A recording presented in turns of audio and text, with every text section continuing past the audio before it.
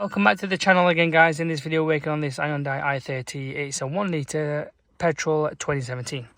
We've got camshaft position sensor, intake circuit, bank wand or single sensor, P0034000.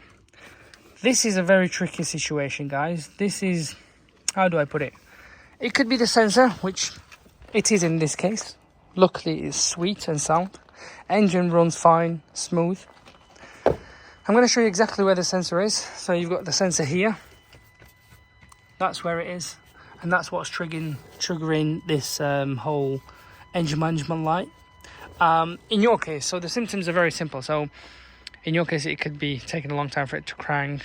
It could be that you are having misfire, it's losing power. If it is, I don't know, personally, you can try changing the sensor. That's my first advice. Change the sensor.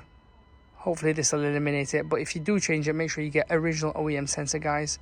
Put it in and then just do a reset adaptation and go for a drive. If this helps, good, because that's what you want it to be. If not, it'll be internal and it's probably not a good sounding good, really, if you ask me. But in this case, it is the sensor, definitely.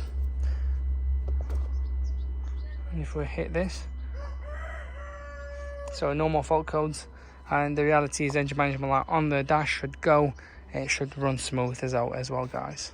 So we'll do this as well. So let's have a look.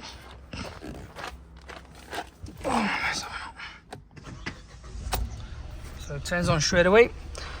Like I said, in your case, it may be a lot of cranks, difficult to start, or when it warms up the engine and it starts to cut out. These are other signs that the camshaft can cause.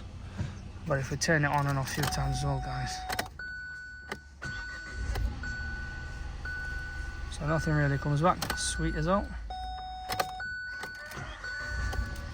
There you go, guys.